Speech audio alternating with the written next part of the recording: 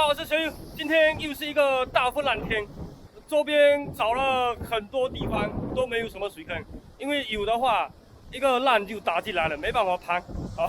刚刚这边发现有一个比较小的，就是抓脸子过手影也好。看，就这么小的一个坑，我估计挺深的，然后浪还会打进来。再等一会儿啊，估计19公抓连条过手影也好。实在没办法。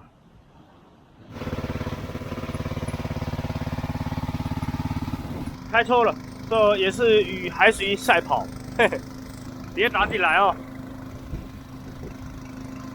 啊，最低潮了，我刚要下去，一个浪打进来又半坑了。啊，抓鱼，不管了。只能边抽边抓了，抽快点啊，抽啊，速度啊，赶时间啦！哎，哦，这个什么乌鱼叫乌鱼？哎，哦，有竹竿，嘿，不打，先换桶。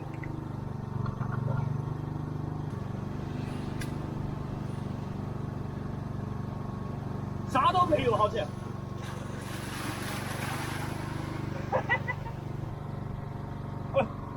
这有螺，一下子就缩了。这还有个小颗螺，螺就给它带上。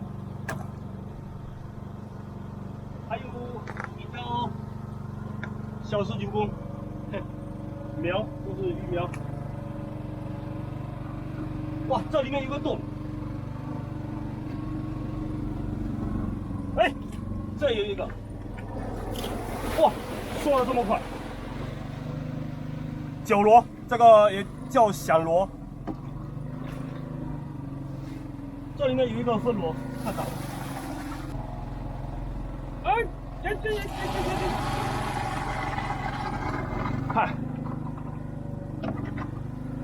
还有没有？啊，什么不行？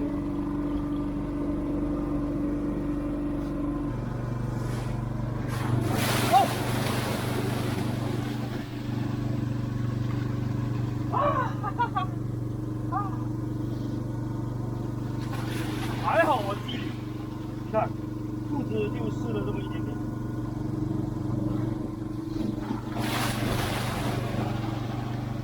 哎呀，这是涨潮吗？现在几点啊？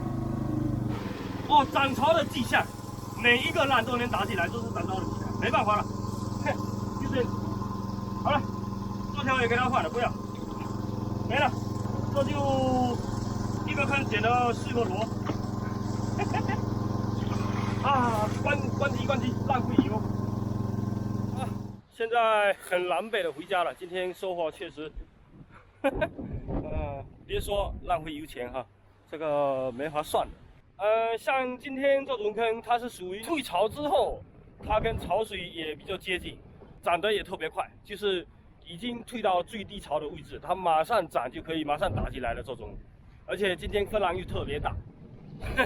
其他的坑今天像这种浪没办法的，因为我之前有盘过几个稍微比较大一点的那种坑，时间不是很久，就算过去拍的话，给它盘了也是没有收获，反而会浪费那个力气啊、时间啊，还有油啊，因为每一个水坑一般都会时间过个起码得1个月左右，然后才会夺鱼获的概率会高一些。大概是这样子。那今天这一期视频就分享到这，感谢大家的支持和关注，拜拜。